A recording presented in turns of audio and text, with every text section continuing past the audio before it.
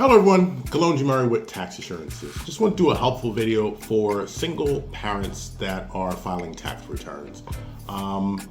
Sometimes, during the tax season, I'll come across a parent that's looking to, file their taxes, and they've got all sorts of questions in terms of tax credits and deductions and things like that. So like I said, I want to do a helpful video around that. First and foremost, obviously, I would need the information for the children. So that includes their name, that includes their social security number, that includes their date of birth. So once I have that, I can put them in the system.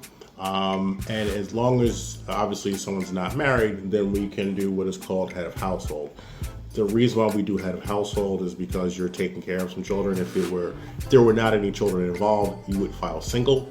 But again, because of the children, it gives you a higher deduction because the IRS recognizes that it's going to be a little bit more expensive to take care of a household as opposed to take care of yourself. So to account for that, they give you that higher standard deduction when it comes to filing with children. So again, you get the head of household deduction.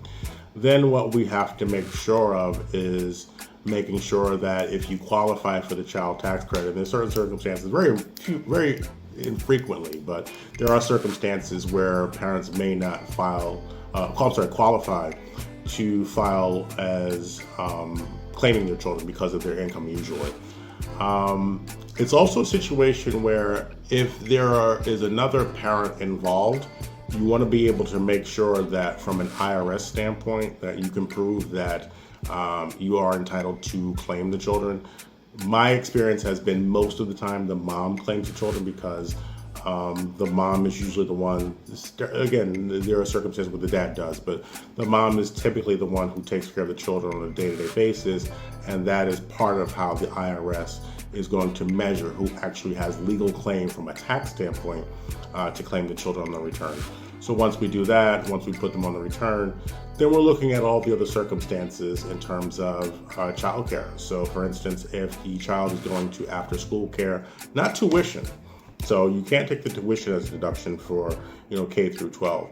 But if it's a situation where they're going to ballet, they're going to soccer, they're going to basketball practice or tennis or something along those lines, whatever the parent is spending, and even when it comes to after school during the summer season, we want to make sure that we account for those expenses. Now, it is a situation where you do not get a dollar for dollar deduction.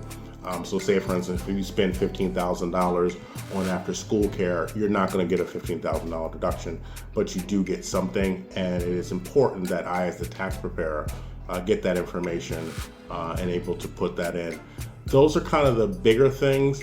Obviously, if there are more circumstances that are going on in terms of if the kids are working or things like that, we would kind of take a look at that. But that's kind of the big basic stuff. If you've got more questions, by all means, reach out and I'll look to help. But until then, take care.